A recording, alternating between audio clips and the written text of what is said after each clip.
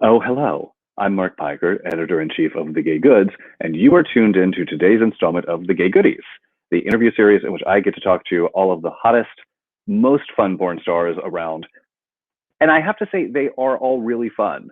I don't have duds on this show, so that is my Better Homes and Gardens stamp of guarantee. Today's guest is Jason Sparks, who I'm obsessed with. He is a literal pornateur. He's very funny. He's very cool. He's discovered all of your favorites, and he has a lot of really exciting stuff coming up and recently launched. So let's bring him on now. Hey. Hello. Jason, I always think of you as the Jean-Luc Godard of American porn, and I'm sure I'm not the only one. Well, is that a good thing? Yes, it is. Okay, good. Okay. No, what I think is so genius is, so first of all, I mean, for anyone who might not know your name, you have Jason Sparks Live, or Jason Sparks Live. I don't know how you pronounce it. Yeah, Jason Sparks Live. I think Jason Sparks Live would be exactly a real jazzy title if you wanted to go with that. But you have Jason Sparks Live, you have Raw Fuck Boys, you have the new Twink Loads, and you oversee Jock Pussy. And those are the four that are currently regularly updated, correct? Correct. Yes. And then you have a couple of retired sites. Correct. We're going to kind of figure out how to put those out there as maybe additional archived content at some point, but I'm not sure what we're going to do with that. I have about I think I have about 200 live cam shows that were archived that I haven't figured out what to do with yet, that were shot when I was still young and non-bearded and all that stuff. When are those from? When are the live cam shows from? So I've been in porn for like 13 or 14 years now. So I did live cam shows before I started filming for my studio. So my studio kind of progressed from being live cam shows to buying a cheap camera, to buying more expensive camera, to buying cheap lighting. It sort of progressed as it went. It's been a work in progress over 13 or 14 years. But for a few years in the beginning, I would travel the country and do live cam shows with local guys. And so basically all the live cam shows, unlike the stuff I produce now, where I'm not really in most of the stuff, I'm very rarely in stuff. Back then I was in almost every video. So there were live cam shows of me and someone, like I'd go to say Omaha, Nebraska, and I'd find somebody and I'd shoot me and do a live cam show on Cam 4 at the time. And it was me and some random person from Omaha. Then we go to I'd go wherever. I went all over the country I would pair myself up with someone local or a group. Like there was sometimes I did groups of 3 or 4 or 5 different people that I found at the same time, and we had some fun. So it was more interactive because since it was live, we'd always sit there. There were hour-long shows, and we'd sit there and we would talk to people. They would pose questions to the different models I was with, and a lot of the guys I was with had never been on cam before, so there were a lot of new guys. They'd ask questions and we'd answer the questions and sit there and talk for like 15 minutes, and then we would have fun and they'd get to watch. And then after we were done, we would spend another 5 or 10 minutes answering questions again. So it was a way to kind of connect with the fans at that point. So is that why you've brought the interviews portion into your current sites? Yeah. So that's kind of how that. Yeah. So it was basically it was kind of. It started off as a cam show, and then I was convinced to buy a camera and instead of doing it live, record it. And so that was kind of a little bit of how it was all a progression. Started off as cam shows. I did that for 2 years, did about 200 of them, and then bought a camera and started doing it. And if you notice the videos that are really, really old on my site, because there's about 500 videos or something like that. The older ones, the camera work isn't as good. The lighting is horrible. Some of the sex is hot. The sex is hot, but it's like, I was just learning. I went from using a live cam on a Dell computer to having a cheap camcorder to, then I slowly progressed over the years, buying little bits and progressing as I went. But it doesn't matter about lighting when you're young. Yeah, exactly. When you're young. Now that you're older, so it's a little bit different when I get older. I've got multiple light sources blasting at me right now. If I turned everything off, then I would look like the portrait of Dorian Gray. Exactly. I get it. I get it. All the right shadowing. Try to make you look good. Exactly. Well, you look great anyway. So. Oh, well, thank you, darling. I've paid a lot. But I mean, that's one of the things that I really like about your stuff is one, you have a very specific type of guy that is also general enough to be widely appealing, if that makes sense. Yeah. It's just like all the guys are different, but there's a very strict hotness level to them. Like you never watch one of your scenes and go, mismatch. Yeah. Yeah. I mean, every once in a while, there are a few videos along the way that I look back and I'm like, why did I film them? But those are specifically because I was, say, traveling with a model and he had the hots for somebody and he begged me to film him with him. And since we were traveling together, I was, sometimes you have to, for political reasons, you have to like put some scenes together to make models happy, especially, I had models that traveled with me for 1 or 2 or 3 years. And when they're traveling with you for years at a time, sometimes you put together scenes that maybe they want that you wouldn't necessarily pick, but you gotta make everyone happy. Yeah, I understand that. But I also love, and this is just so endemic to what you do with the traveling, or what you did with the traveling. I'm one of the millions of people who find hotel rooms really sexy. And so many of your releases are set in hotel rooms. And I always joke, in my 20s, I would check into a hotel room and immediately jerk off. Now that I'm in my 30s, I check into a hotel room, immediately plug in my sleep apnea machine, and then jerk off. Oh, that's funny. Well, yeah, I was literally for 10 years, I spent every single night in a hotel. All my stuff was in storage for 10 years, and 365 days a year for 10 years, I was traveling the country. I went everywhere you can imagine, multiple times. I mean, I've been to random places like, Lincoln, Nebraska, and Fort Wayne, Indiana, and, Olympia, New York. Olympia, Washington, and just random places around the country, big and small, Provo, Utah. I mean, I've filmed in all sorts of random places that people are like, why would you ever go there? But I'd been doing it for 10 years and I was always trying to find places where you could find undiscovered talent. We went and we filmed in St. George, Utah, which is in the middle of nowhere, but it happened to be a stopping point between Salt Lake City and Phoenix, I believe, if I remember correctly. And we went there and we found a great model film, and it was just random. I mean, I would always, because it was a driving trip, so I would always find random cities in the middle of nowhere. We went to Grand Junction, Colorado, which is halfway between Denver and Salt Lake City, in the middle of the mountains, and we filmed there. I just picked places that are a lot of times very random and a lot of times smaller, and you find people that are hot but don't have any idea how to get into porn and don't have any connections to get in porn, and I'm able to like say, hey, you want to film? And I have these models that are traveling with me, because I always travel with them, anywhere from 2 to 10 models at each time. I had a tour, part of the tour, because people would change out all the time. And I had at one point in the tour, I think it was around maybe 2016-ish, somewhere in that range, I had 10 people on tour. We had 3 hotel rooms, 4 cars, 10 of us, and we traveled. All 10 of them lasted for like probably 4 months. And then after that, people started, changing and doing different things. But yeah, it was crazy. We did some fun YouTube videos with all the people, and it was fun. The tour was a lot of fun. I haven't done it. I stopped it 3 years ago. Sometimes I get the itch and I get the feeling to do it. And, I've been contemplating going and taking a couple months and going on the road and traveling. With the whole COVID thing, obviously that's not possible right now, but at some point it might be something that I might consider again, taking a couple months, because it is so fun to just travel to random places that you never think you'd ever go to.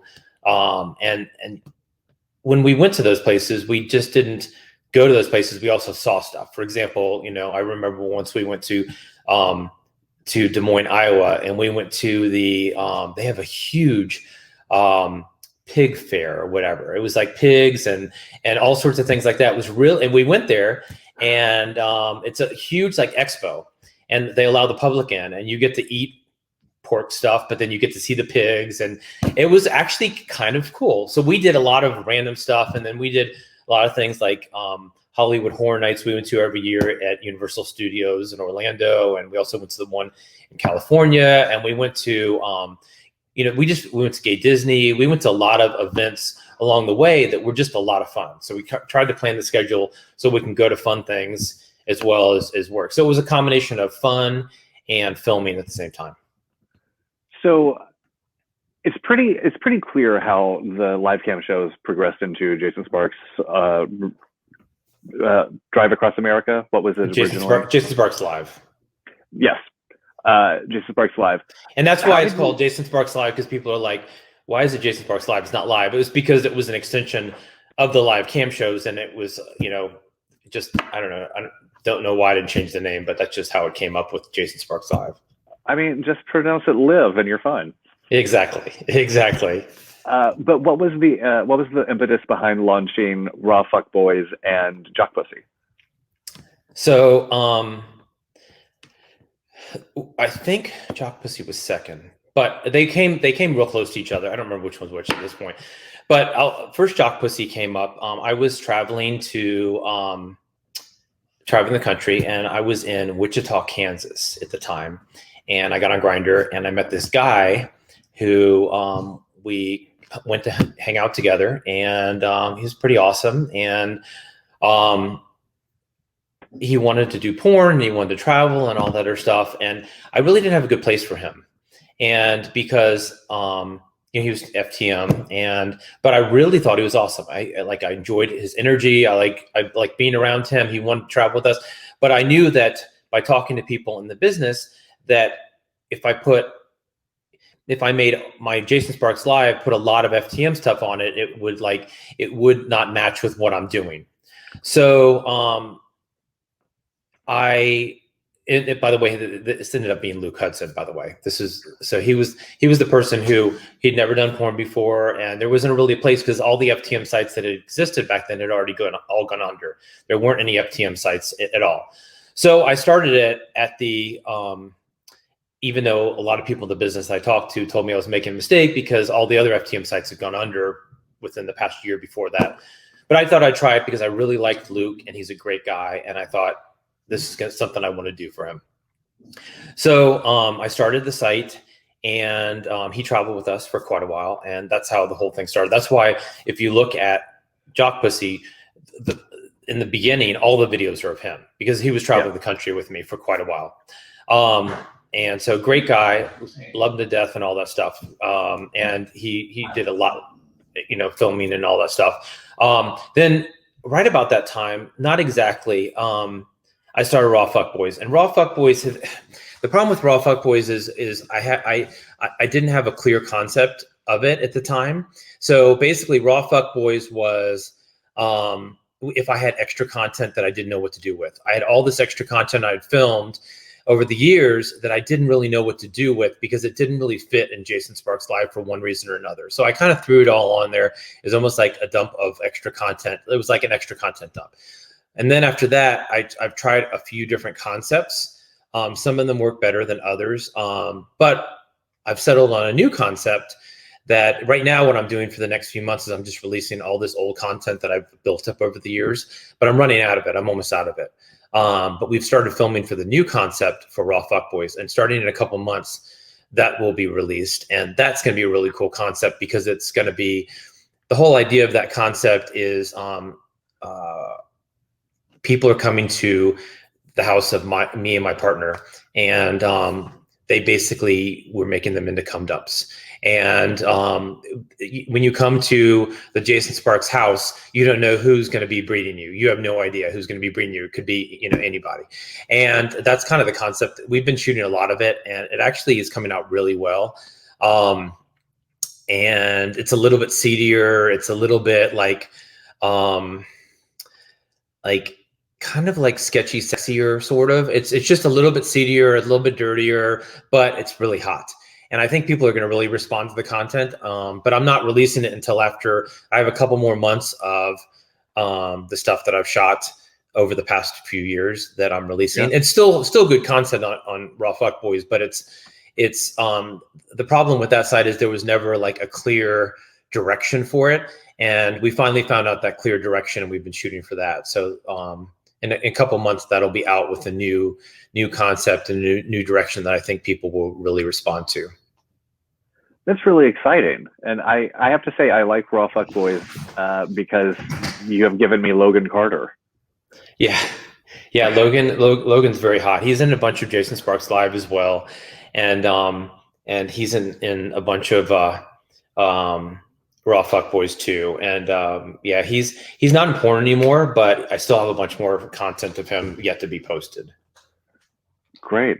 God bless. Yeah, specifically on Jason Sparks Live. I'm not sure how much I have a couple more things left of him for Raw Fuck Boys, but mostly what I have left of him is for Jason Sparks Live. I mean, I don't care what the setting is. As long as those abs are there, then that's all that I need. Yeah, he's a very hot guy. Very, very hot guy.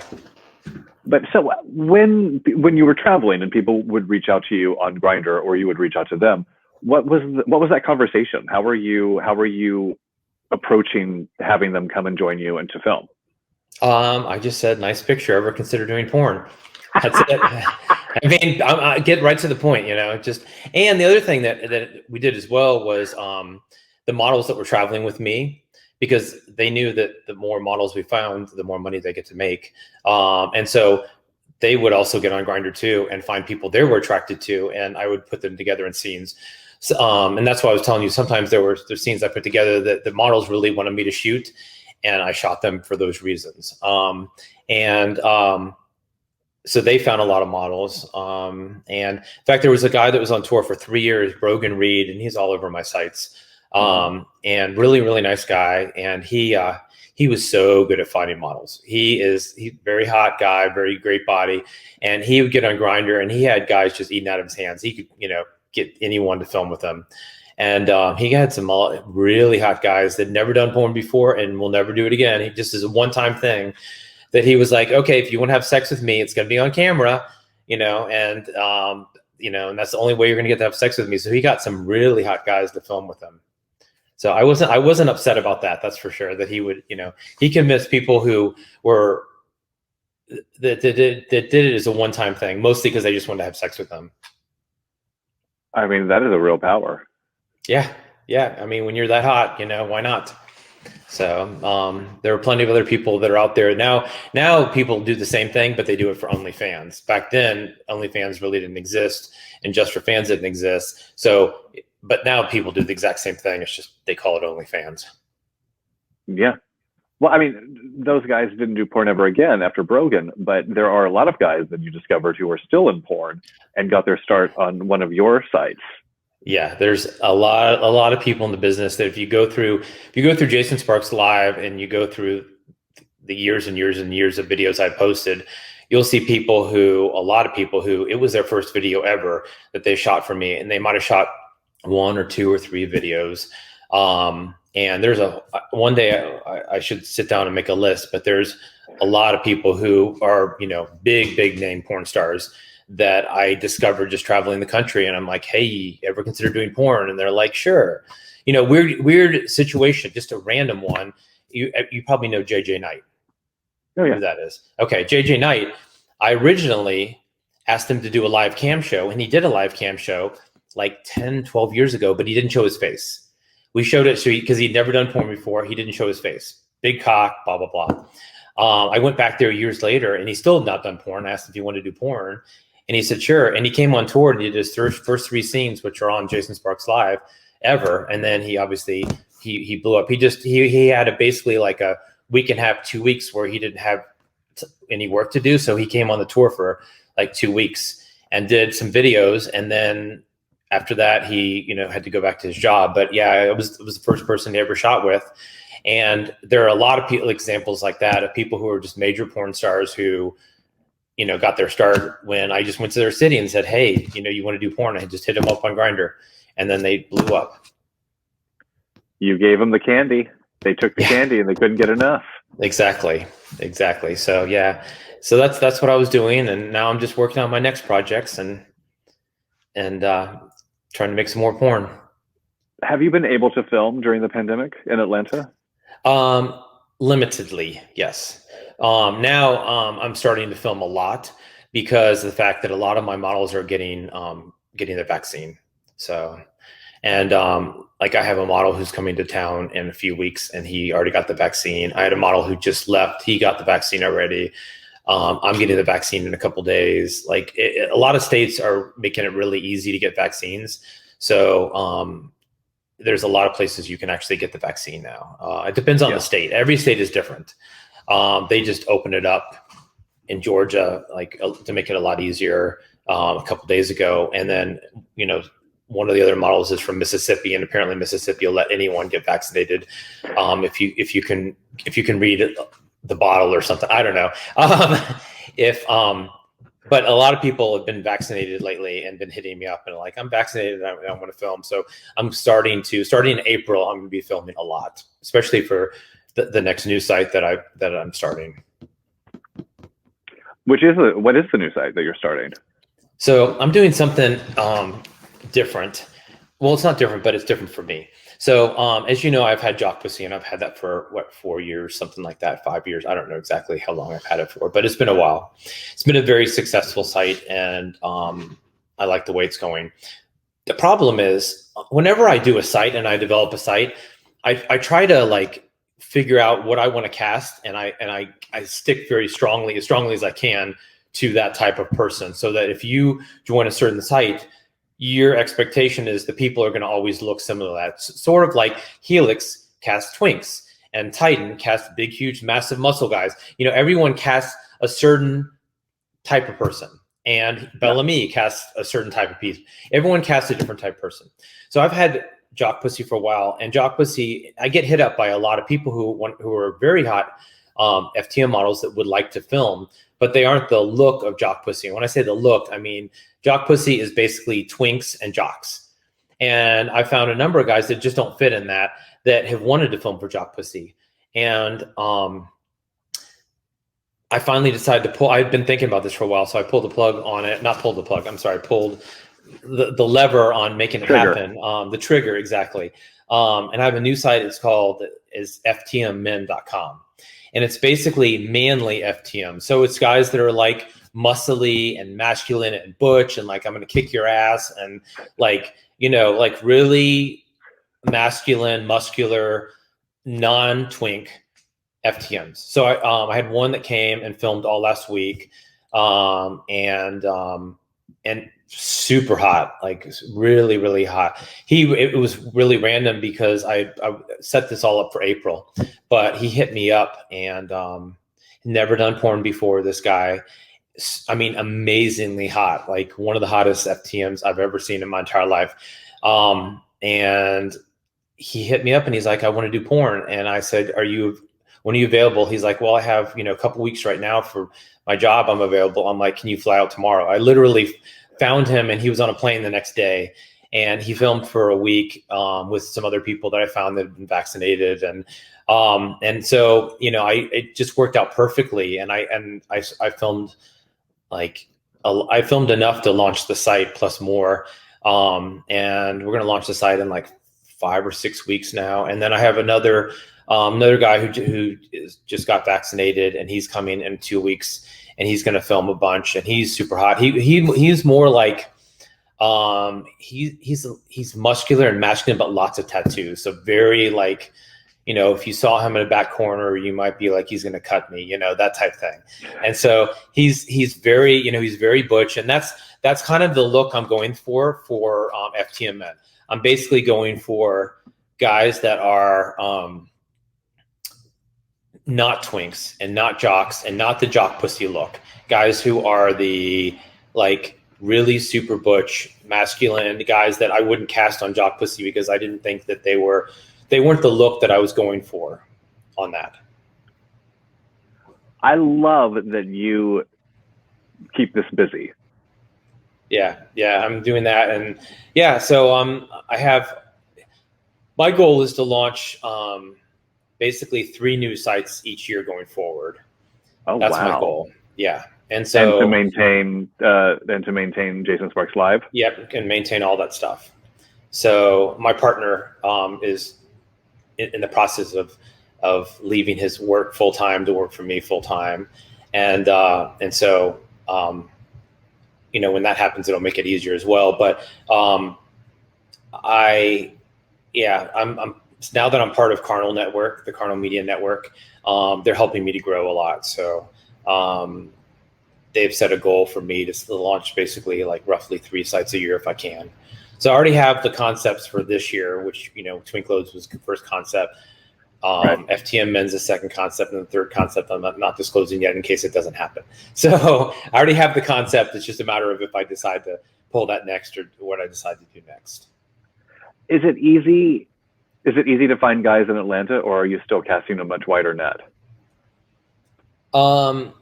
Typically what I do is lately, since I've just been in Atlanta, is I usually have a stable of a number of people who are local, and then I'll bring one person in from out of town and shoot them with the local guys. Sometimes, in some cases, I'll have 2 people from out of town and I'll shoot them. And it just depends. I mean, it depends on the situation. Like last week when that new FTM came to town who'd never filmed before, one of the guys I flew in from San Diego, and he stayed here and filmed for 4 days. And then had a local guy who had never done porn before either. Neither one of them, none of the 3 people had done porn before. So all 3 people were new. And I had a local guy who'd never done porn before.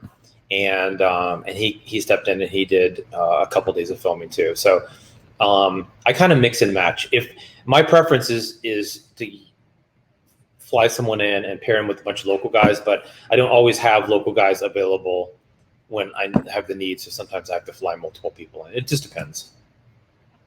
All right. And as we wrap up, my very final question for you, Jason Sparks. What celebrities did you jerk off to growing up?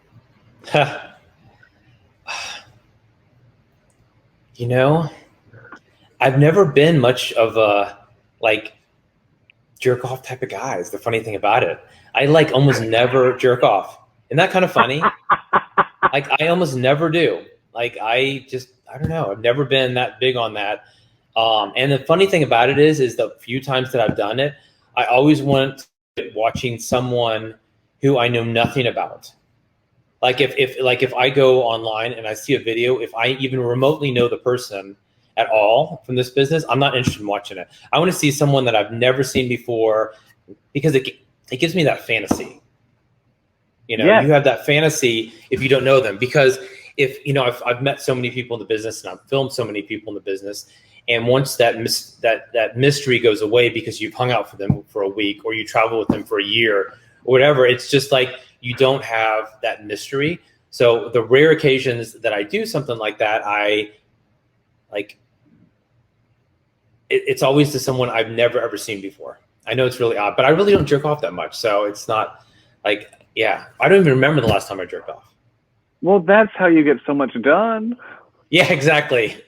Exactly. All I do is work and stay frustrated. So it is. You're fueled by frustration, as so many of us are. Exactly.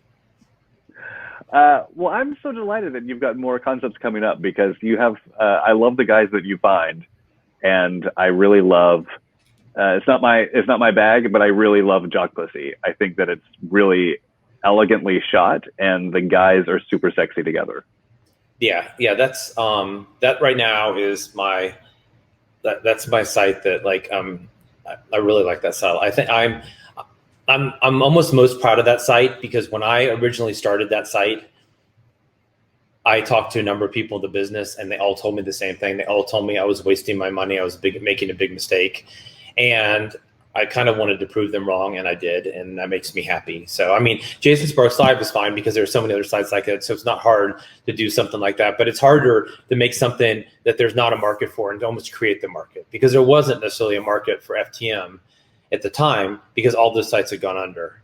And so I kind of created a market and created a niche. Now, I don't think the niche is big enough for I know that other studios have dipped their toes into the niche, all the studios have shot one or two of the FTMs that I found. They've all shot one or two of them here along the way. And what they found is that the niche is not big enough for a big, huge studio to take on, but it's big enough for me. And I'm just, I'm a one-person operation with, a couple people that work for me. And you're about to be a two-person partner operation. Exactly. That's true. As soon as I can get him to quit his job. Oh, counting down the hours, I'm sure. Exactly. And then once it happens, you'll be counting down the hours until you can be apart. Exactly.